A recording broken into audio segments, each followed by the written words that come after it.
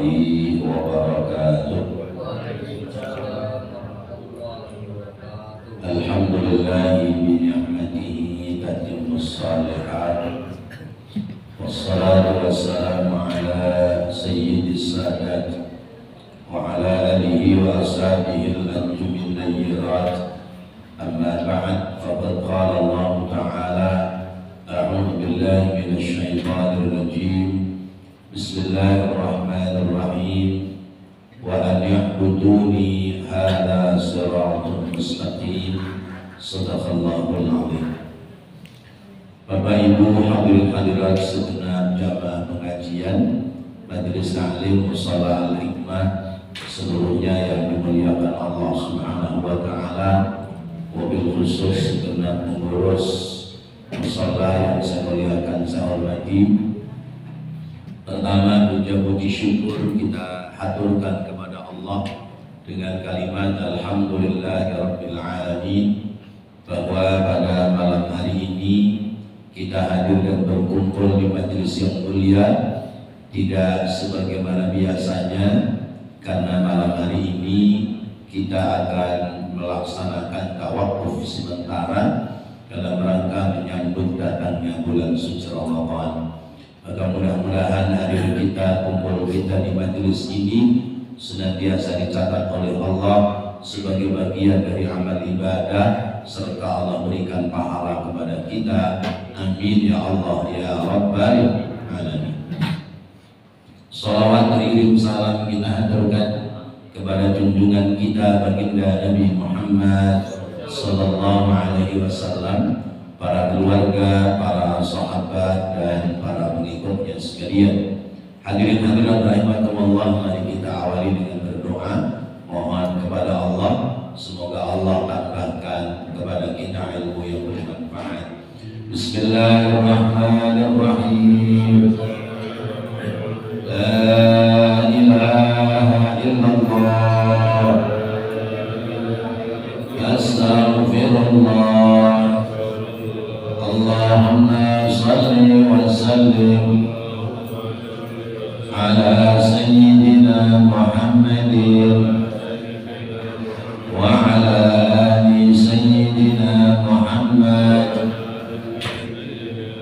Allahumma iftah lana bihi abwaaba ilmika kama fatahtaha ala anbiya'ika wa ulamaika al-mutaqaddimina wal mutaakhirin, wansur alaina rahmataka ya dzal jalali wal ikram.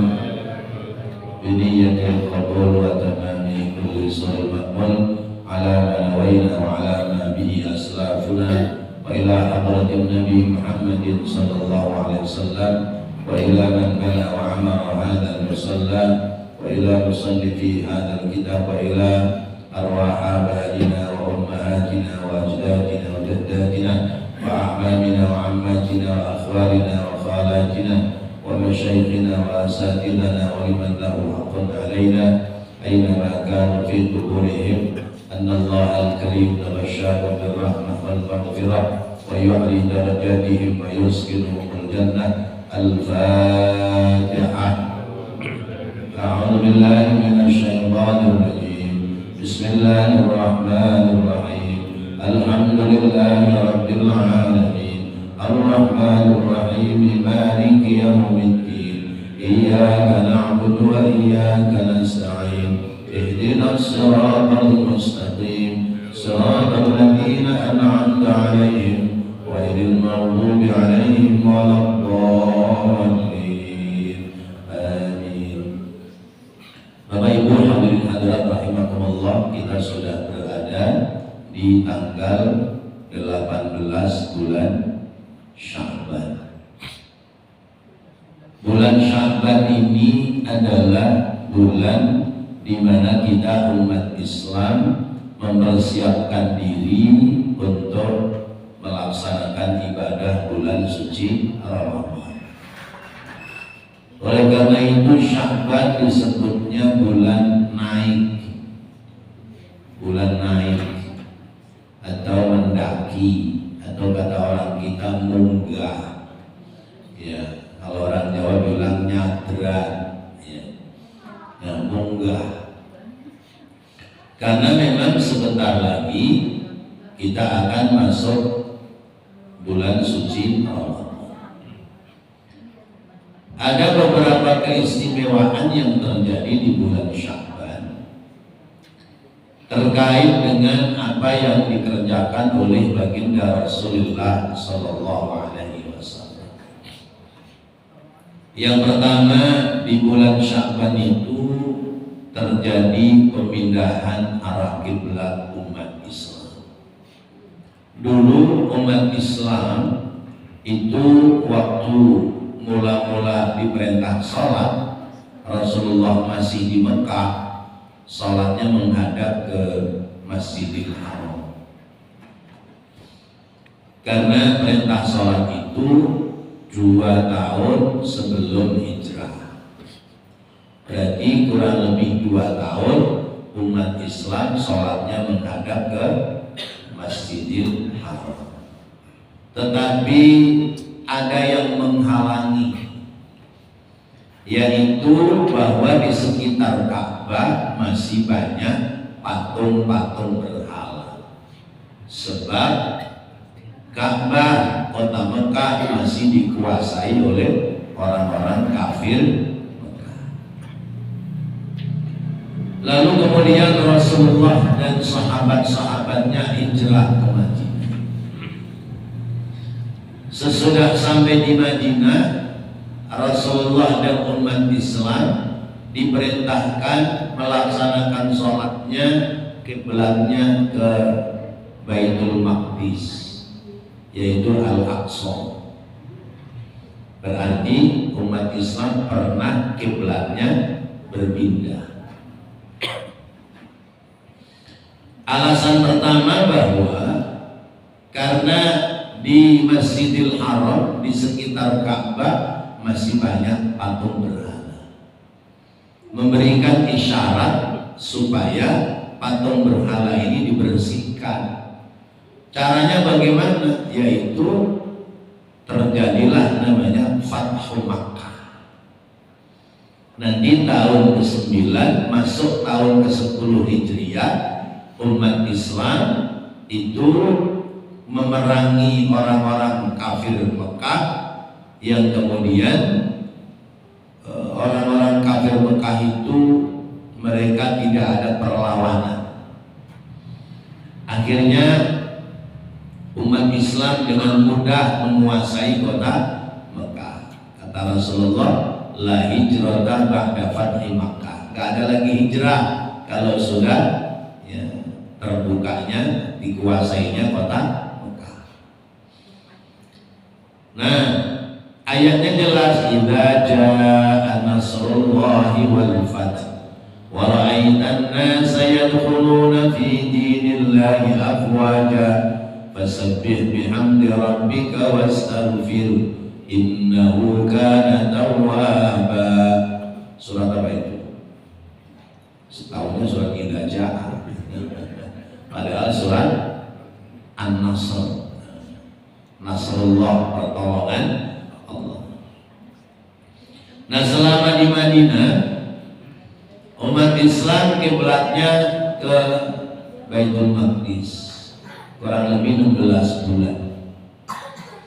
Sehingga Rasulullah ketika mau sholat itu menengadahkan muka ke langit. Jadi alasan pertama karena di sekitar Ka'bah masih banyak patung berhala. Alasan yang kedua bahwa di Madinah ada beberapa kelompok orang-orang Yahudi, sehingga supaya orang Yahudi tahu bahwasanya Islam itu bukan agama baru, tapi agama penyempurna dari agama-agama sebelumnya. Nah, begitulah selama kurang lebih 16 bulan Rasulullah dan umat Islam sholatnya arah kiblatnya ke Baitul Maqdis. Tapi setiap mau sholat Rasulullah tengok-tengok ke langit sampai akhirnya turun ayat qad nara taqalluba wajhika fis sama falanuwalliyannaka qiblatan tardaha fawalli wajhaka syatral masjidil haram wa haitsu ma kuntum fawallu wujuhakum syatra. Qad nara, sungguh kami Allah melihat ya. Engkau wahai Muhammad setiap mau sholat menengadahkan muka ke langit, tengok-tengok ke langit. Kata Allah, aku tahu isi hatimu, aku tahu maksudmu wahai kekasihku Muhammad sallallahu alaihi wasallam. Maka mulai sekarang fawalli wajhaka syatral masjidil haram, pindahkanlah arah kiblatmu menjadi ke arah Masjidil Haram. Wa haitsu ma kuntum fawallu wujuhakum syatra, di mana saja kamu berada maka hadapkanlah wajahmu dalam salat menghadap ke Ka'bah, yaitu Masjidil Haram. Di sana ada Ka'bah. Umat Islam bukan menyembah batu Ka'bah. Umat Islam bukan menyembah Masjidil Haram. Umat Islam menyembah hanya kepada Allah Subhanahu wa ta'ala. Adapun batu Ka'bah sebagai alat pemersatu umat Islam dalam ibadah, sehingga tidak seperti agama lain.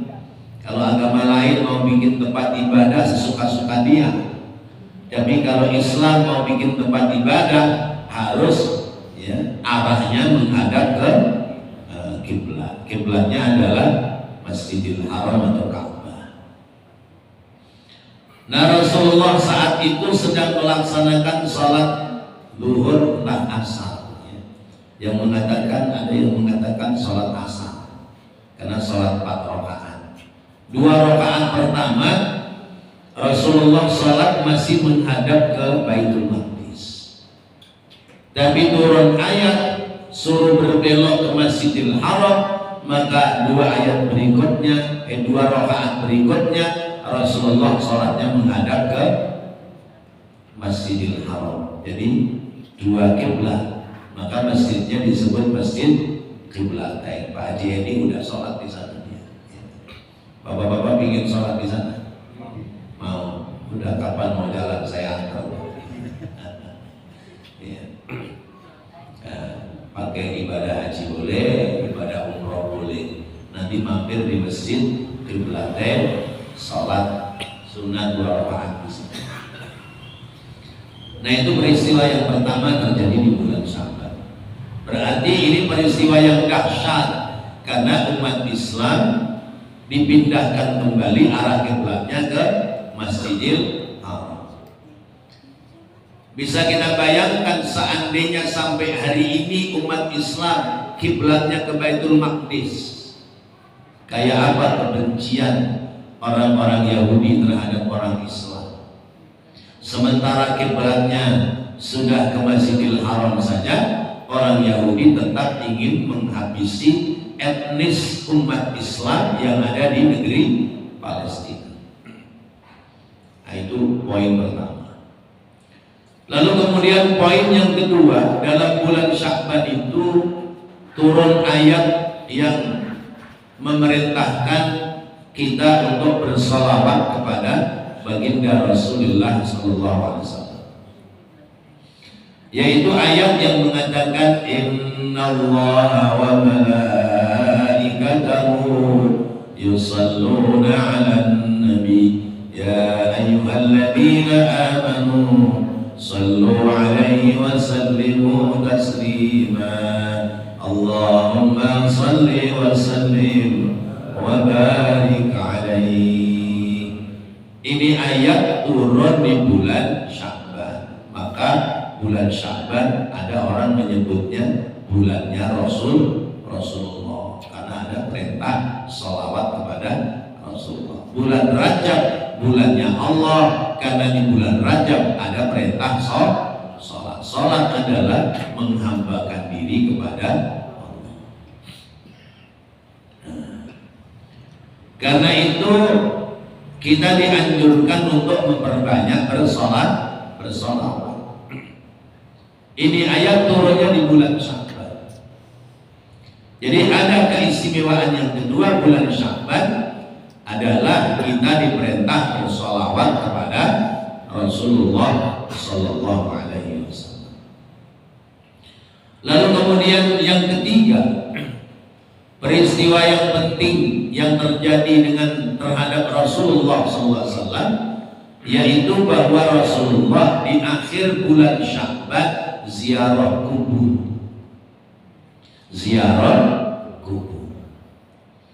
Satu saat beliau sedang ada di rumahnya Siti Aisyah radhiyallahu anha, Rasulullah keluar rumah, beliau ke kuburan, kemudian berdoa di kuburan, lalu kemudian sesudah berdoa Rasulullah balik pulang.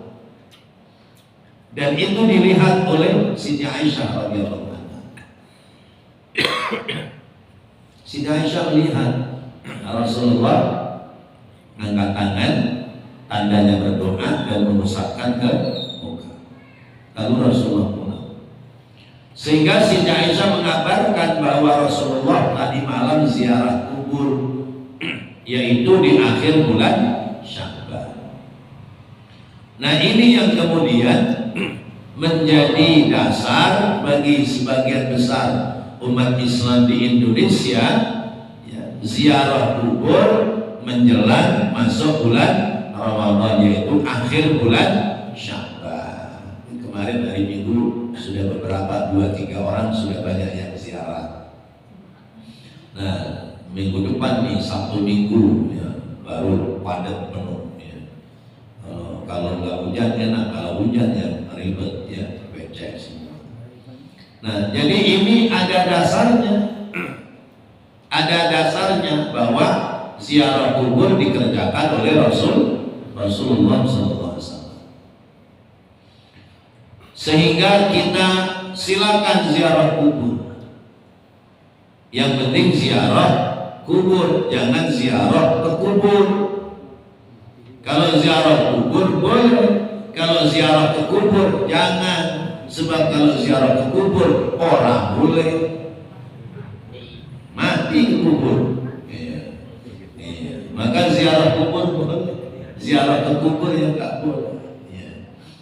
Ziarah pada bawa kembang, pada bawa pisau, ada yang bawa arit, ada yang bawa cangkul, bersih-bersih kuburan orang tua. Nah, sebenarnya ziarah kubur itu dianjurkan tiap hari Jumat. Sebab ar-ruh fil qabr yaumul Jum'at wa yaumun qablahu wa yaumun ba'dahu.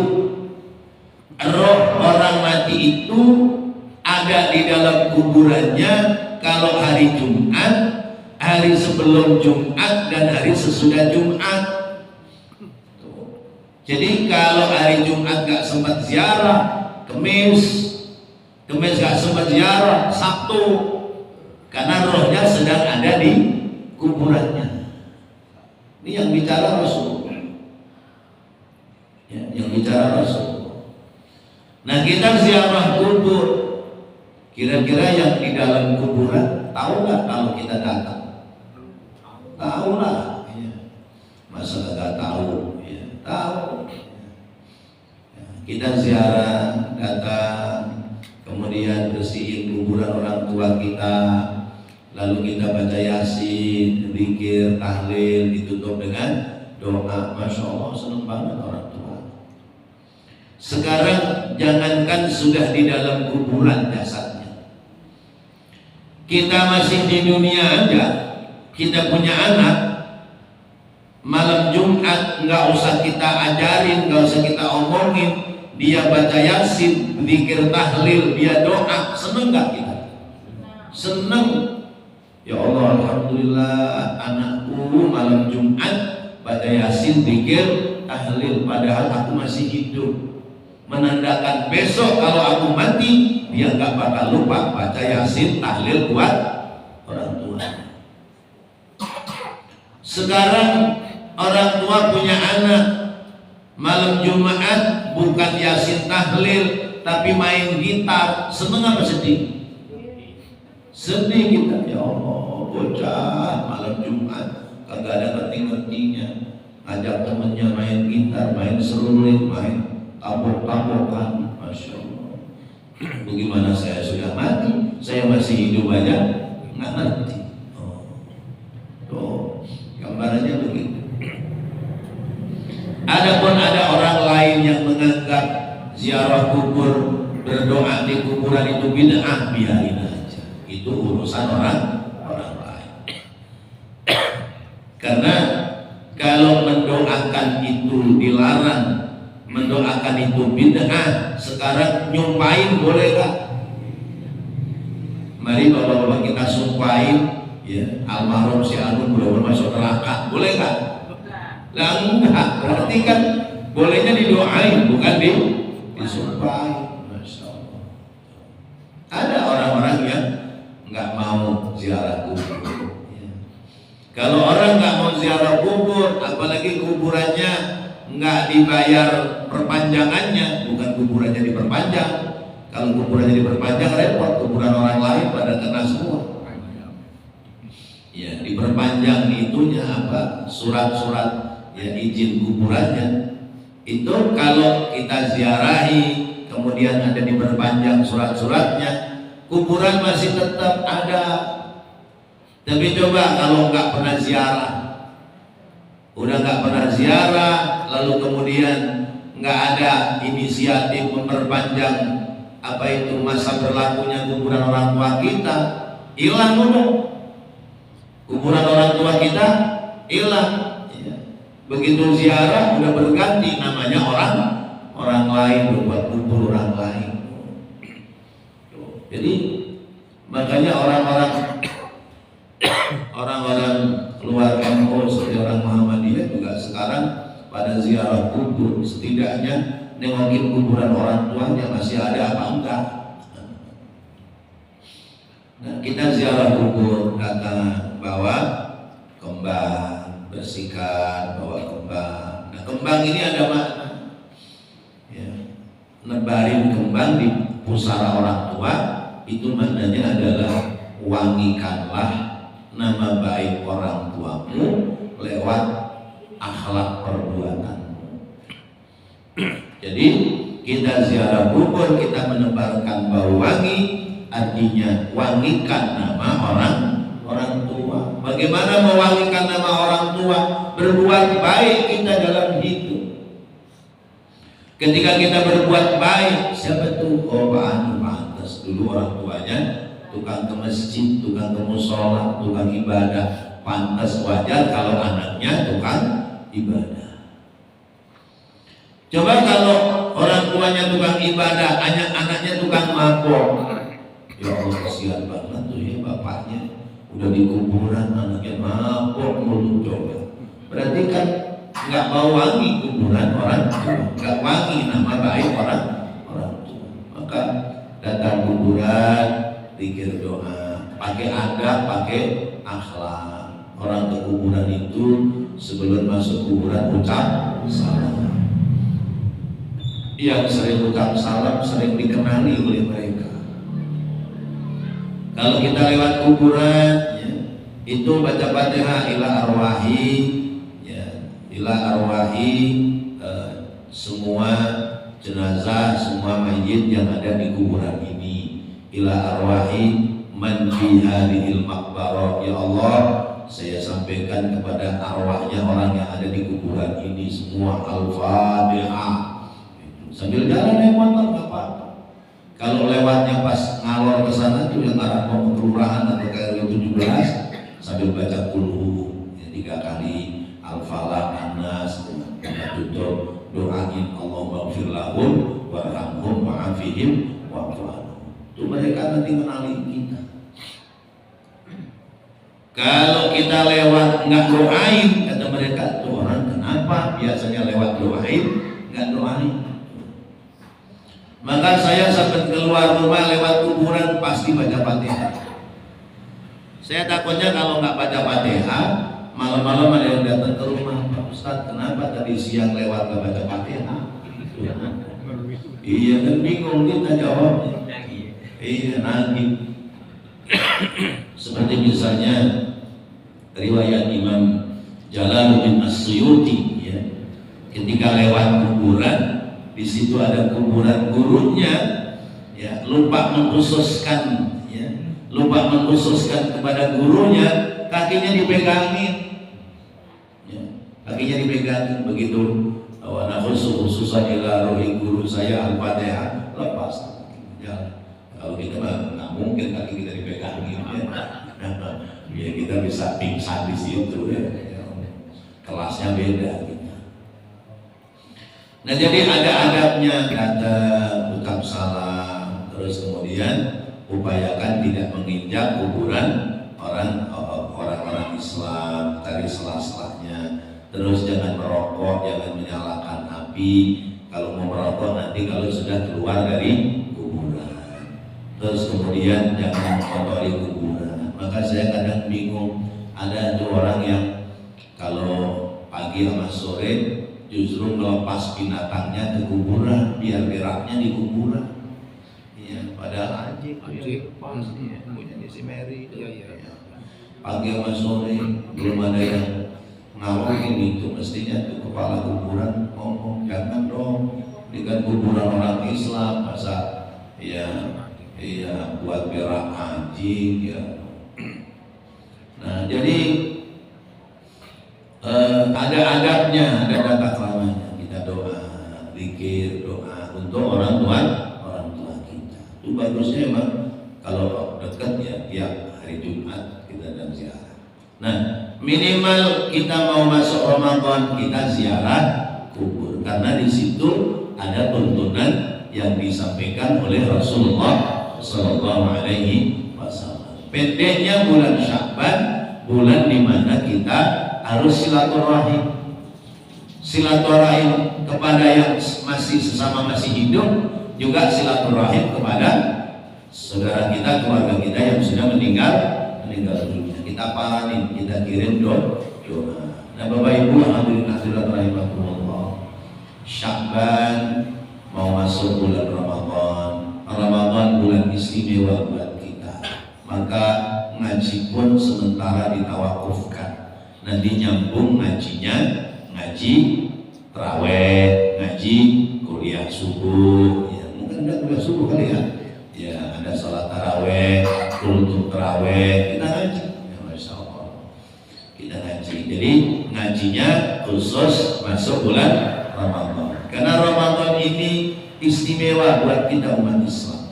Ramadan adalah hadiah Allah buat kita umat Islam, sehingga ibadah-ibadah kita menjadi istimewa. Ibadah wajib